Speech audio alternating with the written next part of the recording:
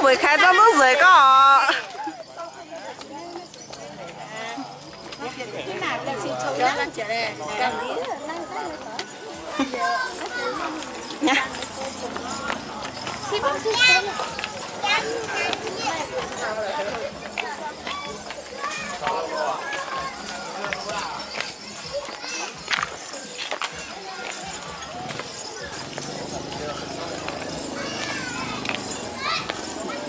Ô,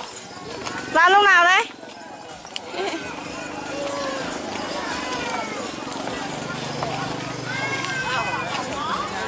Tiền như đéo vậy. Hay này? Dạ. Lên thôi.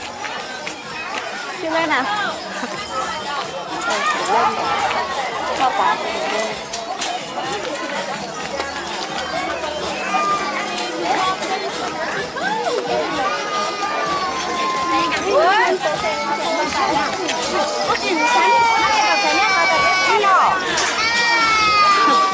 Siap tu je minta senyum tak? Senyum dah apa fungsi dia? Yến đã tá. Oh.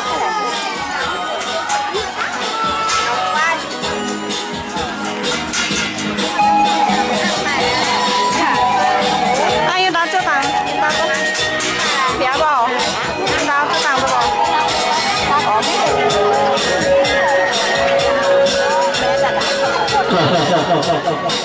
结束拿到最好一枚的面朝一到下面，就比如这个狗今天中啊加火锅好鸡加猪扒，我买一碗的是锅肉加火加中啊带出来的锅一枚的面朝一到下面，就别出来狗锅进不进锅软锅肉。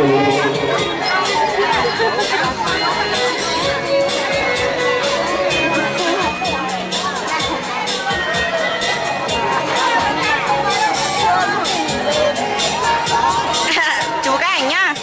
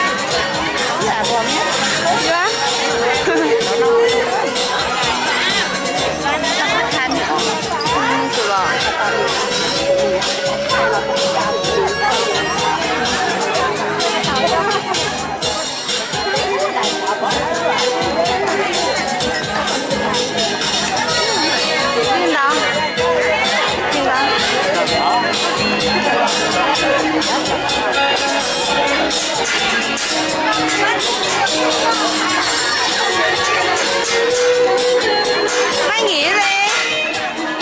Mai nghĩ gì?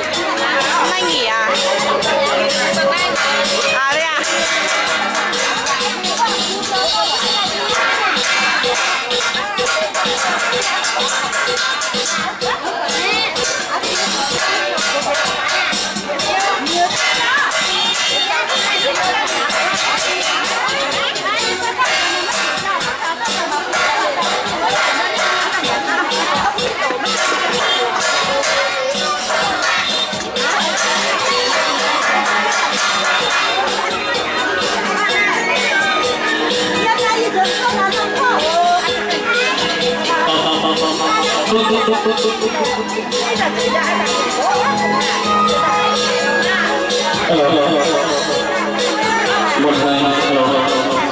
và một lần nữa tiếp tục ban tổ chức kính mời hai bên gia đình và cùng chia sẻ chúng ta khẩn trương lao vào lễ thành hôn để chào đón quý khách cùng buổi lễ thành hôn đã chuẩn bị sắp bắt đầu. Vâng, hai bên gia đình và cùng chia sẻ chúng ta khẩn trương chúng ta ra cùng lễ thành hôn để tiếp đón quý khách.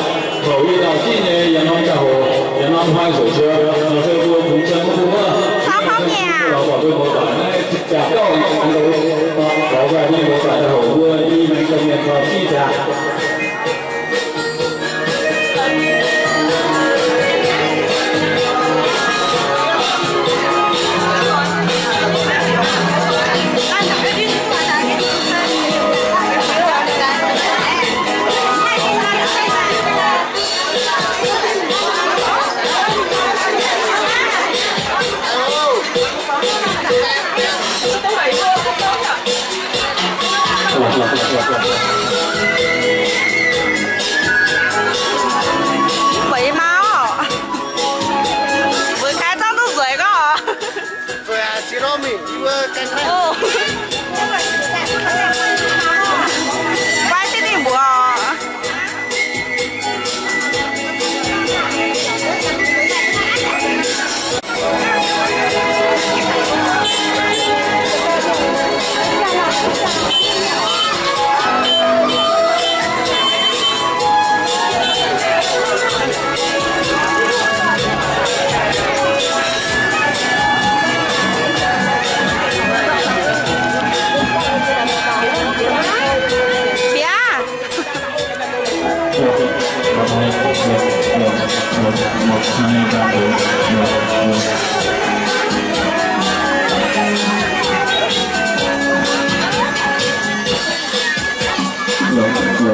nhiều quá.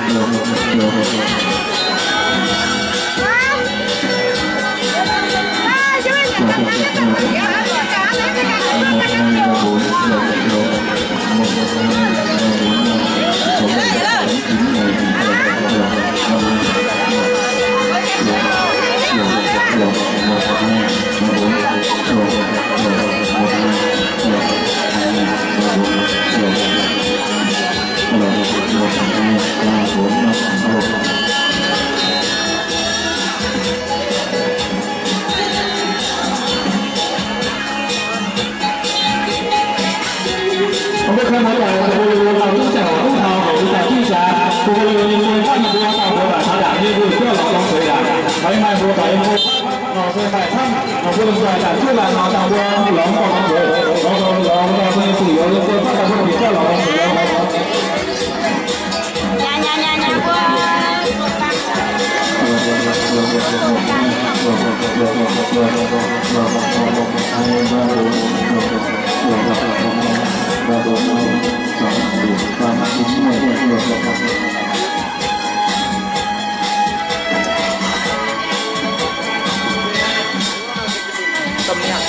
Ôi, mấy cái tay nhỏ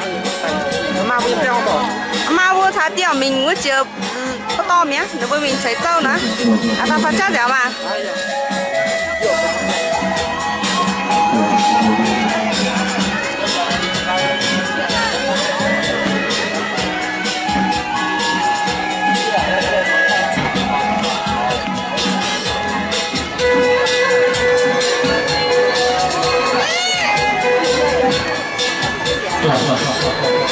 hôm nay là chúng tôi lên điểm miền xưa có sự nói hậu hậu chi trả đối với đánh tận vào sự nói hậu rồi sẽ năm tháng này tôi làm giải số chưa những người phát làm giải tôi tháng này trả tiền lớn chưa trả tiền nhiều tôi làm giải bàn và cái chủ yếu là tôi phát là làm rồi nó hối giảm chi trả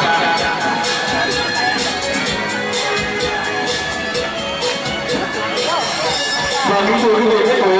như vậy là cái bước là chúng ta phải chứng kiến buổi lễ này hội chú rẻ diệt thu vào hôm nay ngày hôm nay thì ban tổ chức tới lời cho cô chú rẻ cũng như thay mặt hai bên gia đình chủ hộ rất được chuyển lời và kính mời toàn thể quý quý bà và thầy nam quý dân xa đặc biệt là với bác hòa hai bên đổi mời chúng ta khẩn trương để đảm bảo thời gian của vị trí ngồi cùng nhau trở về hôn trường tối của gia đình nhà trai để cùng nhau đảm bảo thời gian để cùng thầy phúc chúng tương lai để cùng nhau chứng kiến buổi lễ này hội trăm năm thầy phúc cho đứa bạn trẻ ngày hôm nay và qua mới tiếp tục chuyển lời kính mời quý bà khẩn trương và khẩn trương để đảm bảo thời gian của vị trí ngồi của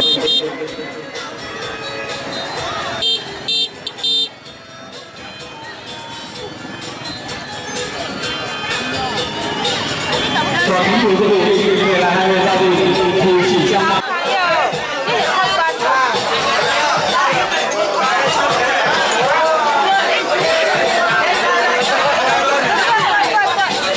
và như vậy là ban tổ chức kính mời đại diện nhà trai và nhà gái cũng như là quý vị để chúng ta thành công điểm trong một tuần tới để ra mắt toàn thể quý vị và thấy mà tài chuối buổi lễ của mình ngày hôm nay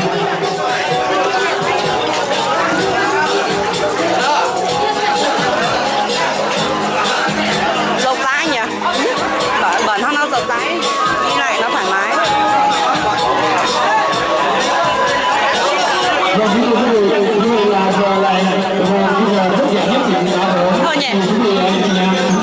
đâu chỉ là cái giờ thì em đang ở nôi nghe vào điều gì mà tên là chồng đó tao sẽ mê mẹ chồng màu trở về thành phố ra mắt chúng ta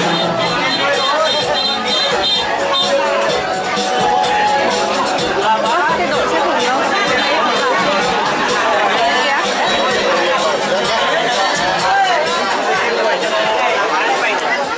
như vừa thao đàn thuốc sữa Và đây chỉ là chúng ta có những bạn nhìn nào bằng tay, có những điện thoại nào bằng tay và chúng ta chụp ảnh gắn nét thì chúng ta hãy vào để trong lúc thời gian bây giờ chúng ta phải gia đình cũng luôn được chối thì chúng ta phải chụp luôn không thì tí lần sau tí là chụp về không nhìn rõ được. Vâng, như vậy là ban tổ chức chúng tôi cũng như anh chị em nam giới giờ phút này thì bây giờ chia sẻ và hai bên gia đình nhà gia đình chúng ta trở về tuyệt đối như vậy hàng về năm nữa cùng với bà chúng ta cho một tràng vỗ tay giáo về cho con để chào đón người trẻ và gia đình có mặt tại đây. Vâng, xin chân thành cảm ơn. Còn cái điều quý như vậy là ban tổ chức thay mặt gia đình cũng như là thay mặt bây giờ như này hôm nay xin chân thành cảm ơn đến toàn thể quý bà bạn bè năm hướng gần xa đã có thời gian trở về tuyệt đối để chúng tôi chứng kiến buổi lễ thành hôn còn những để giải vui vào đường như này ngày nay còn hai bên gia đình cũng đã chọn mình chờ đợi đến ngày lành tháng tốt giờ là ngày đoàn để tổ chức buổi lễ thành hôn cho con chú rể vào cái giờ ngày hôm nay như vậy là chúng ta đến chứng kiến còn các quý vị nói rằng là trai lớn thì phải lấy vợ lấy vợ còn gái lớn thì cũng phải đi lấy chồng và đây chúng ta cũng chứng kiến cô dâu như này còn đã trở thành cái người nào thì phải đi lấy chồng trai 20 thì phải lấy vợ như vậy là chú rể đi lại chúng ta đã tròn 18 tuổi, đã gốc tham gia phải với ngày này của mình, bước phải cánh cửa. Ngày xưa chúng ta ra sinh ngày để đi làm cuộc sống đấy và cũng như là làm cuộc sống đấy hướng tới hạnh phúc tương lai sau này thì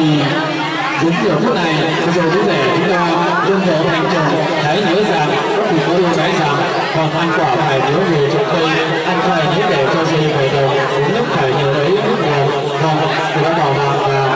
không ai phủ vàng cha, không ai thương quan vàng mẹ, cùng mây trẻ lầu lộc, không phủ kín tôn cha, bất được danh mông hương long đầy tình mẹ, giờ đây lương vợ thành chồng, đừng quên tôn cha nhớ mẹ ông thầy rồi bảo. Và như vậy là ban tổ chức người, và cũng như xin đồng cho bố, tổ lễ thành hôn, chú rể duyệt cái hôn vào bây giờ chính ngày hôm nay, chính thức được bắt đầu rồi, xin mời cho chào bố đã phần thắng nào. Vâng, xin chân thành cảm ơn. Và như vậy là ban tổ chức kính mời đại diện bên gia đình cũng như là nhà trai nhà gái sẽ có một lời và cũng một chút lời để phát biểu cảm tạ đến quý vị và cũng như cảm ơn quý khách đến dự buổi lễ ngày hôm nay. Xin mời đại diện bên nhà trai. Kính thưa các ông các cụ, cô dì chú bác, đến toàn thể bạn bè gần xa, rất thì thay mặt gia đình cảm ơn tất cả mọi người, kể cả bên nhà trai nhà gái cũng đã bất chút thời gian đến để chung vui cùng gia đình và cùng hạnh phúc cho hai cháu. Đặc biệt rất là đối với nhà gái, tuy rằng nhà nông vất vả thì mua vàng vợ rồi nhưng cũng đã vẫn có thời gian đến để chung vui cùng gia đình chúng tôi sẽ để mừng hạnh phúc cho hai cháu trăm năm hạnh phúc bằng sự như ý. Xin thay mặt thay mặt gia đình cảm ơn tất cả quý ông quý bà, anh chị em gần xa, bạn bè gần xa cũng đã có mặt hôm nay. Thế thì tiếp theo gia đình cảm ơn tất cả mọi người cũng đã có mặt ngày hôm nay để làm sao chúng ta bây giờ cùng nhau chúc cho cái điều mừng hạnh phúc cho hai cháu trăm năm hạnh phúc và sự như ý.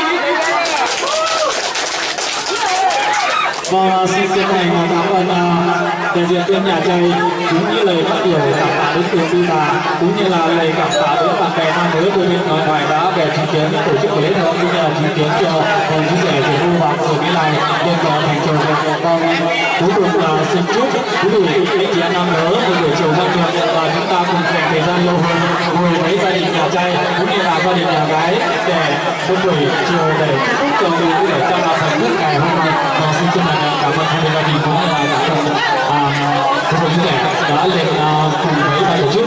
chung với buổi lễ ngày hôm nay tốt đẹp nhất. Và đến giờ phút này thì mình xin tạm dừng tại đây.